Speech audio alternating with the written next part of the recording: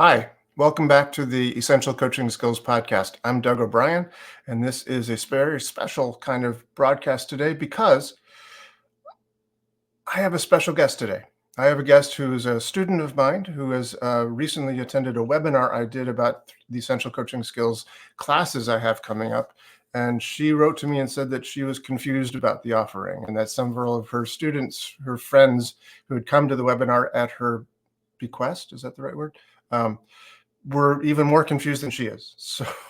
So I said, well, let's talk about that. Let's see if we can clear some of that stuff up. So today we're going to attempt to do that right here on the Essential Coaching Skills Podcast. You are listening to the Essential Coaching Skills Podcast, a show devoted to uncovering the systems and the secrets that set the best apart, where you learn how to take your coaching clients to the next level, while you grow the coaching practice of your dreams. So sit back and relax, or sit up and get excited. Either way, you might want to pay attention. This could be important.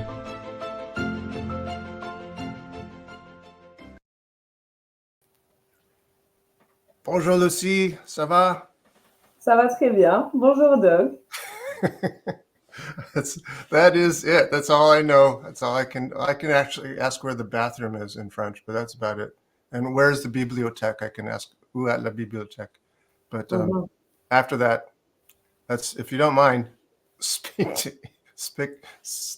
to English, because I know that you can do that pretty well. No problem. I will. With pleasure. That's good. Well, thank you. Thank you for being here. Thank you for agreeing to doing this little interview. And I know you had some questions, maybe some confusions about the offering, the webinar that I did the other day. So I would think just let's start there. What do you want to know? What's confusing? What is confusing is that if I went to this webinar, it was because I thought that I was about to know exactly what I should learn from you in order to be the coach I want to be, like the coach with the essential skills necessary to be the best coach I can be. And during the webinar, I heard a lot of great stories from yours. Where have you learned? What have you learned? How much knowledge you have to give to your students. And it's great.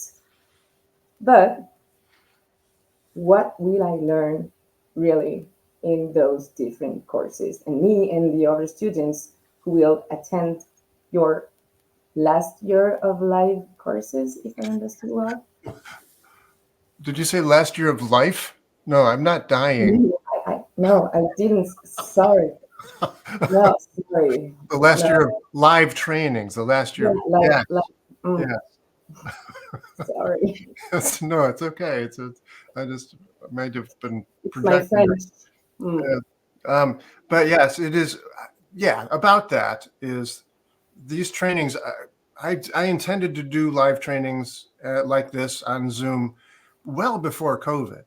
I had a whole office set up. I had an office in New York City on the auspices or in conjunction with Melissa Tiers, who had an office space there, and I took over one of the offices. But I soundproofed it. I mean, I did this amazing job, really, of soundproofing this place, and I had Wi-Fi set up. I had bought this microphone. I bought this circle light. I did all this stuff, the stand-up desk, for that place to do this exact thing. I was going to be doing like 5 years or so of live trainings, and then take those live trainings and edit them into courses that people could take still in perpetuity, but without me being there, just recorded courses.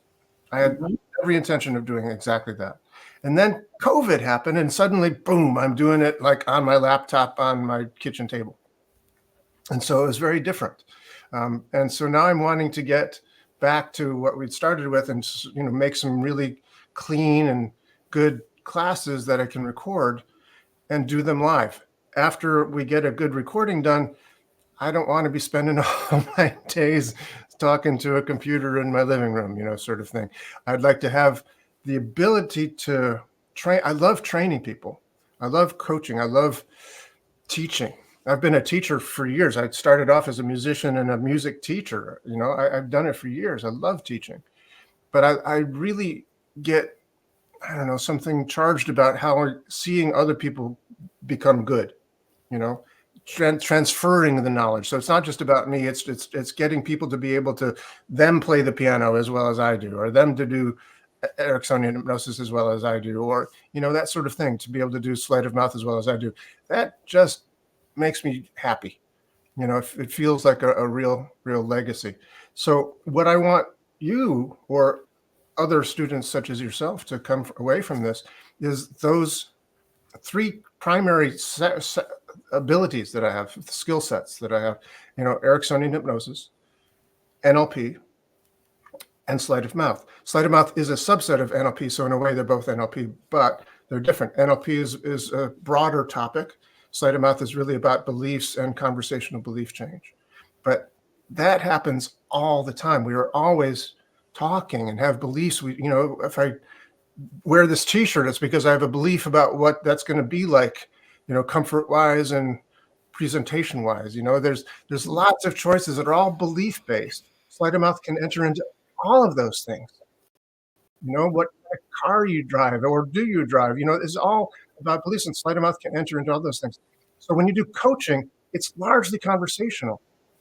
When you do coaching with a client of yours, you're mostly having a conversation with them, and the beliefs are coming out all the time. Sleight of mouth allows you to identify those beliefs and then do something with them.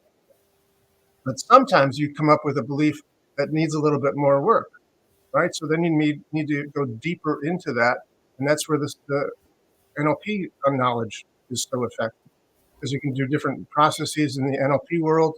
Say step over here into this thing, and you can do lots of NLP processes. Or if the challenge that the client is having is more of a subconscious nature, then you have the skill of hypnosis to be able to get into there and make those changes. So I get that when you're listening to my webinar that you heard stories about, me and the people that I learned with, but really this is about you. So if that wasn't clear, I'm glad we're here having this conversation, because this is about what people are going to get from these courses. The reason I teach them over 4 months is because I think it requires in-depth practice and feedback. And that's why we do all these courses in this way. Okay. So it's 4 months. Yeah. For every course. First one, NLP in general. Yeah. Second one, really a focus on sleight of mouth. And the third one, Neo-Ericksonian hypnosis, right? Yeah. Well, let me tell you what. I made some slides. I didn't have any slides in the webinar, so maybe a visualization or visual representation might make it clear. Can I do that? Yeah. Let me put that up onto the thing. So that's the ninth slide. Let's go back to the beginning of the slide. So there are 3 courses. There's no real order and preference to which one's which. We can do them in any order. In actual fact, chronologically, I'll be teaching sleight of mouth on Tuesdays. So you might say this is the first one of the 3. It's not priority. It's just, it came up on Tuesdays, But what you're going to get from sleight of mouth is really an understanding of what beliefs are. When a person says any sort of statement, like, what is the belief specifically? Because people can say the same things and mean different things. Right. So you have to be able to really draw out the specific belief that this person has. Because sometimes their shortcuts for the belief are very general. Like they made something, oh, that's good. I love sleight of mouth. It's good. But you don't know what good means. How do they know it's good? In what way is it good? Good for what? Right. So you need to be able to ask questions to really pull out the belief. So what you get from sleight of mouth, from the study of it, is that you get to accurately detect their limiting beliefs, the client's limiting beliefs. Really figure out what it is exactly. And then just conversationally guide them to having a different belief. So you get to do that because there are 14 different patterns of reframing in sleight of mouth. And you, by the end of the 4 months, will have them all at your fingertips, which will allow you, theoretically, to win any argument, any reasonable argument, because there are people who are not going to be reasonable. They're arguing. So, we used to say you can win any argument, but we have discovered that that's not really true, because some people just don't want to be persuaded come hell or high water. But usually they are not your coaching clients. So when it comes to your coaching clients, you can, I can't imagine doing coaching without the knowledge of sleight of mouth, honestly. Okay, so it can Secondarily- be it Go can ahead. be as a resume to really know exactly what to ask to your clients. Yep. For example, at the beginning of the meeting you have, to really kind of dig deeper into what the clients is facing with, like to have a better understanding for yourself as a coach, and Yeah. also to allow your clients to have a better understanding of what is limiting him. Mhm. Is that correct? Or That is correct. Yeah. okay, and this is what we learn with sleight of mouth. Yeah. If you want, I Okay. can just do a very quick, sort of real down and dirty presentation about sleight of mouth if you want to see just a little bit of that. Because do you know what sleight of mouth is? Did you take my sleight of mouth class? No, I didn't. Ah, Not yet, because All you right. didn't convince me to do it until now. So let's convince me. Let's see if I can find that slide set for. Here it is. Here we go. Okay, so sleight of mouth. This is a slide set. La la la la la. So most people's brains look, kind of like this workbench. But we want to have a very organized workbench. We want a workbench like this. So sleight of mouth takes all these different patterns. There we go. This is the sleight of mouth chart right there. So all those icons are tools, are reframing patterns. So in the center of this thing, the X equals Y, that's the belief. Like X equals Y, or X causes Y. Like saying mean things means you're a bad person, or you're being late means you don't care about me. That's a belief that people might have. So me being French means I like baguettes. right, exactly. Okay. So all of these different circles and triangles and et cetera that are there, each of these is a different language pattern, a different way of approaching, different way of reframing that belief. So you can say, well, it's not that lateness doesn't mean not caring. Lateness means that I was really caring about the stuff that I did before, so I could finish it up fully, and then I'd have complete, focus on you. That's why I'm late, because I was making sure I really finished all those other projects thoroughly, so I could completely focus on you when I'm here, because that's how I show love. So it's a little reframing thing that you can do verbally. So we learn all these different patterns. I don't know. This is the structure of a belief. So I don't want to spend too much time, but look at here. There's all these different patterns, or different sleight of mouth patterns. So there's the meta frame, there's the apply to self pattern, there's the intent pattern, there's the consequence pattern. You learn all these different ways. So that means if one of them isn't working, you can go to another reframe. You always have another tool at your disposal. Okay, and what I heard during the webinar also, Yeah. which was not really precise, but is that to learn that effectively, if I can say that, Yeah. to practice. Yeah. How do we practice this? Well, our classes are live every week. So we do a presentation. I teach a principle, and then we get into breakout rooms and practice. Okay. And then what people do is they create practice groups independently of my classes. Now, let me tell you about this for a second, because this is a very important part. I would love it if, and I have done this with classes in the past, if I could say, let's do a class at 1:00 and then a practice group at 7:00. We've done that in the past. But the problem with that is that not everybody can come. Like you're in France, right? So it's a 5 to 6 hour time difference depending on the time of year. So if we have it at 7:00 p.m., it's like 1 a.m. for you. So it's not going to work. Not going to work for you. It's not going to work for people in Australia. It's just not going to work. So we get people to form their own independent groups. So they practice with each other. But that's a beautiful thing, because A, it's convenient for you guys. You can figure out what time is working for you. but B, you create a community. People really create a community out of this. I've got practice groups that started with classes 2 years ago, and they're still meeting every week. They've mastered sleight of mouth by now. They're working on totally different things, but they meet every week because they've just become such a good community of people who want to be the best coaches they can possibly be.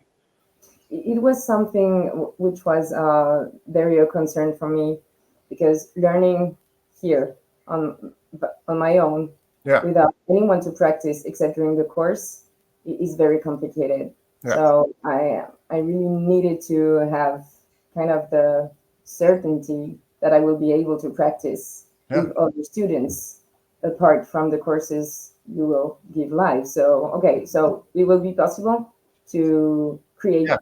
It has been possible for everybody who's done them in the past, with very few exceptions. Some people who are, I had this guy who was a doctor once who just had an hour off on Thursdays at 4. that was it. Nobody could meet with him exactly at that time. But for the most part, yeah, human beings find times to meet together. Okay, so just sleight of mouth. Yeah. Limiting beliefs, questions, understanding first. Okay. Yeah. It was very military, but okay. And then?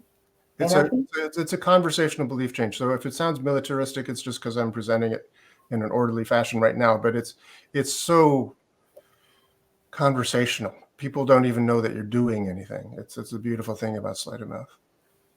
Okay. So it's the first. Yeah. And then on skills. Right. So on that's on Tuesdays. Then on Wednesdays, we do NLP skills.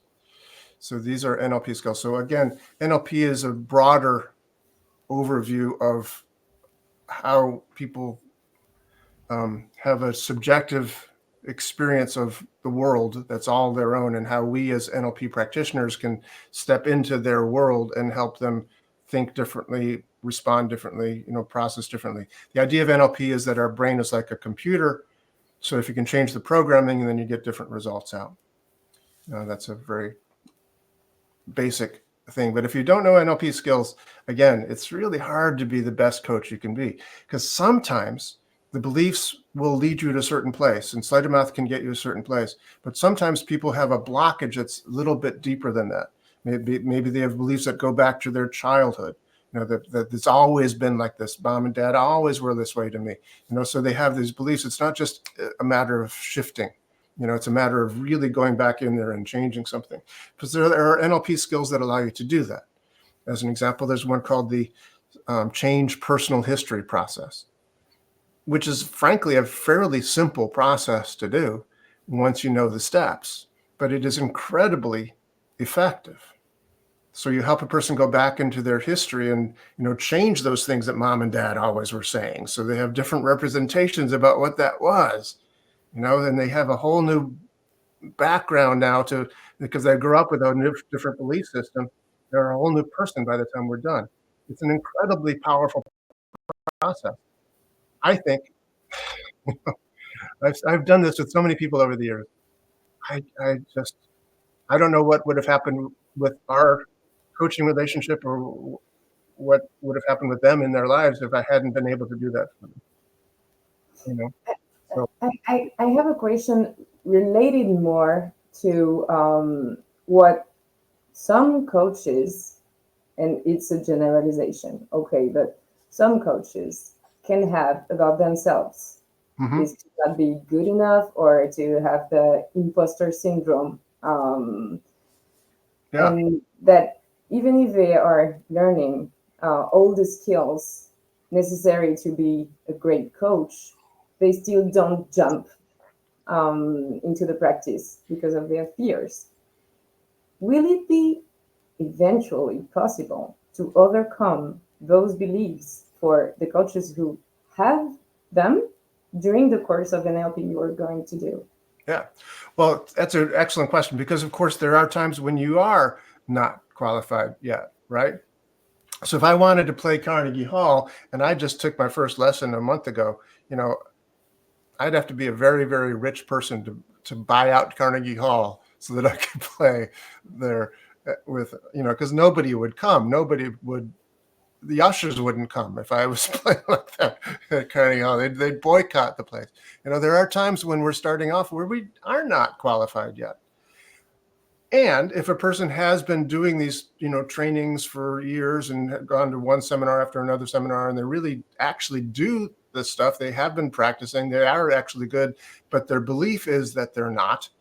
They have this imposter syndrome where it's actually not based on reality, but it's based on a false belief. Then yeah, we can totally change that. And what's one of the beautiful things about doing this work and practicing is that you're actually doing it with each other. Right? So you come up with a real belief that's stopping you, and you process that in class. Somebody takes you through a changed personal history. So you change that belief and you come out the other end. It's like, not only have I learned the skill, but I have applied the skill to myself and gotten better as a result. This is going to convince me more, even more. Okay, great. I mean, it's really true. I've had a lot of people who have taken this course over the years who have gotten really good at the skills, but not done coaching because that's not what their business is. But they loved it because it changed them so much in the process. So some people do it just for like the ongoing therapy, if you will, of these skills, but then they can also apply it to themselves after class, because they know how to do it for themselves. And you can do these things for yourself when you know how to do it. Okay, great. Yeah. And the last part, no, sorry, you were still NLP. So what I'm offering in this class, there are a lot of, I think somebody showed me this massive book. I don't know if it was you or Michelle or something, this massive book of NLP techniques. We don't learn all the NLP techniques that exist in the world. There's not time for that. It would be a full year of every day just doing NLP techniques to try to do that. But what we do is the skills that apply, that are necessary to do those techniques, so that you can get a book like that and say, okay, this is step one, step two for this recipe, sort of stuff. But we do learn what I consider to be the top 6 change techniques that every coach should have at their fingertips. Because here's the thing, stuff happens in life. And when you're coaching with somebody, the things that you've done 100 times will work 99 times out of 100. But then there's that 100th person who's different from everybody else. And if you as a coach don't know how to handle that, if you say, well, this isn't in the recipe, I'm supposed to go to step 5 now. You've gone off someplace completely different. If you don't know how to handle that, you're going to lose that client, right? They're going to end up very unhappy, and we'll tell everybody what was the word? The imposter you are.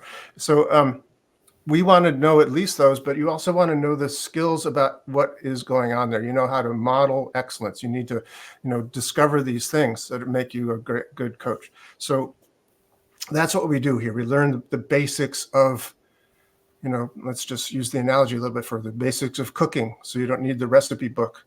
You just need to be able to take anything that's in the kitchen and make dinner, So we learn timeline therapy. We learn modeling. We learn a lot of things in this NLP skills class. And we also then do Ericksonian hypnosis. Now, you might notice that it says neo-Ericksonian hypnosis, which is an American word, which means new and updated. And it is kind of, because Erickson died in 1980. And I don't know if you're real good at math or not, but that was a long time ago.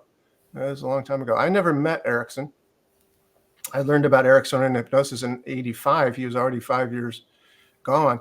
And most of the people that I learned Ericksonian hypnosis from were students of his, like Stephen Gilligan and Bill O'Hanlon and various other people that had worked with Erickson. But what's curious about it is everybody had a different take on what it was that Erickson was doing. Everybody had a different way of doing Ericksonian hypnosis. So my question is like, what is it? And then when I went to Dave Dobson's workshop, the fun shop that he did in Friday Harbor, Dave Dobson, I thought was an Ericksonian hypnotherapist. Turns out he wasn't. Turns out he developed a very similar style to Erickson, but it wasn't specifically Ericksonian. So much of my training, at least early on, came from Dave. Dave Dobson. So it's very similar, but different from Erickson and stuff. But it works really incredibly well. And when I combine them with the things that I learned from Stephen Gilligan and from Bill O'Hanlon and all the others and all the books that I read, et cetera, of Erickson, all the videos I watched of Erickson, I've taken what I consider to be the essentials of Ericksonian hypnosis and put them into this thing I call neo-Ericksonian hypnosis, partially because Erickson was a psychiatrist. So he had the good fortune of seeing clients over and over again, if he chose to. He often liked to get results as quickly as possible. He liked that little feather in his cap, but very often he worked with people every week for years. So some of these great stories we heard about Erickson, after several months that happened. Yeah. Right? But when people come to us, they want results now, right? They're not usually coming here for years and years and years of talk therapy. They want to get results. So we want to find the ways of using, neo-Erickson hypnosis, NLP, sleight of mouth, et cetera, to help people, change now. So what I'm going to be offering, what I can say with good confidence is that people will learn simple yet effective ways of inducing hypnotic trance in your clients. So how do you put a person into trance? How do you put a person into hypnosis? Lots of ways to do that. Some of them very conversational, some of them a little bit more traditional. But you can also learn how to use the hypnotic language. Erickson was famous for using like embedded commands and, subtle forms of communication hypnotically that people weren't even aware that they were being hypnotized sometimes. And he'd sometimes do those in story form. So he would just tell stories and people would sort of go into trance while he was telling these stories. So you get good at this too. And for me, again, really essential as a coach to be able to do this. Not that you do it every time. I do have a side practice as a hypnotherapist. People come to me, they just think of me as a hypnotherapist. I do that. But in my coaching practice, when I'm talking to people and having these weekly conversations with folks, 1 out of 6 times maybe will I do hypnosis with them. And a lot of times I'm using the language patterns, as I said, to, help push them a little further along the sleight of mouth side of things. But, so the covert hypnosis, if you will, is happening a lot. But when I actually do the hypnosis with them and say, okay, close your eyes, let's do a little process here, maybe 1 out of 6 times. But it's really great that I can. And people love it. People love having that option, that opportunity to do that. They really get a lot out of it, and they know how powerful it is. So it's one of the reasons I think my coaching practice, I haven't advertised coaching in a long time. It just keeps getting referrals from people. And that's one of the reasons why I think that happens. Sorry, I'm hypnotized. It is an occupational hazard because people hear my voice and go, oh, I've been in trance before to that voice. No, okay. So again, to make a quick resume brief, what I can learn and what students can learn thanks to those 3 courses is the essential skills to perform, have results with their clients, and with confidence in their practice, and in the same time transform themselves along the course thanks to the community, the practice, and what they will have during the courses. I'd say that's well said. Yeah. So let me just say this. Let me go back to these slides for a second so that it's clear. We do all 3 courses, right? We're doing 3 courses. You can take just one of them. You could take just sleight of mouth. You could take just the hypnosis. You could take just the NLP course, or you could take 2, and up to you, or you could take all 3. And if you do take all 3, then probably the smartest thing to do would be just to join the membership course. Because this way you get all 3 courses every time they're offered. And as a member, you can keep coming back. I still have people coming back that started my membership 2 years ago. And they're still coming back to this class. They'll be here. You'll meet them. So we'll talk more about that in a minute. But I'd like you to just notice this, that there are skills. We'll put this link in the chat at the bottom of the podcast. People can get access to this. But that's how they can do this. If you wouldn't mind, I'm going to just play a video that you're familiar with because you edited it of of my past students. Is that a good idea? Is this a good place for that? Yeah. All right. So this is a video of students who have taken my classes before and were nice enough to talk about it. There you go. To me, like the experience I would imagine a good apprenticeship having. That's not the beginning. Here we go. Been to a lot of trainings, and Learning from Doug O'Brien is beyond what I have ever received from other instructors. very much to me like the experience I would imagine a good apprenticeship having. he really makes an impression that he knows his stuff. He helps me and all the other students to really learn. He knows the importance of practice. He treats you like an equal. He treats you like a peer. He cares. He knows what he's doing. He's an expert. It's helping me to help my clients so much better. My favorite part of the course was really the weekly practice sessions. The community was so much fun to be with. It's wonderful being in a group of other people that are like-minded, who want to improve their life. No one was overly critical. Everything was really well balanced. It was all about practice. That's where the juice was for me. It made such a difference for us to be able to practice this technology on each other. I really looked forward to going to class every week. And I've built friendships that will last me even long after the program is finished. It's unlike anything I've ever taken before. You're not learning from somebody who's done this once and is now trying to teach you. You're learning from somebody who's been doing this for decades and still loves teaching it. In a way that is fun, entertaining at times, but easy to implement. Doug is probably the best that I've worked with. You're going to get so much more than you ever thought. You are learning everything that you need. And that is such an amazing service you can offer others. It's such an amazing thing you can do for yourself. The investment has been minimal compared to the gain that I've made. If someone's wondering if this is a right investment or not, definitely it was for me, and I would highly recommend it for other people. For me, the investment in this course is an absolute no-brainer. I highly recommend Doug O'Brien. Oh, that's nice. Wow. So yeah, what they said. Yeah. They're the best to talk about what they have done with you, learned with you. Yeah. So, and I'm not sure I really loved how she said the word decades. I don't think she needed to emphasize I've been doing this for decades. I thought about just reduce the sound on decades, but I thought it could be also a way to really understand that it's the last year possible to see the live courses. Yes. Thank you. Thank you for putting it that way. Yeah, because I have other things to do. You know this, but I just finished writing a book called The User's Guide to Storytelling, and I want to do more of that. I want to do more of that and teach that, hopefully on the road and in classes around the world, maybe, because it's a one-off. You can teach us a weekend storytelling class and then go on to the next city in the next country. It sounds like a lot of fun, rather than being in front of my computer every day for a year. If you think this is hard for you, just, I'm doing it live every day. Well, 3 days a week, but still for a year.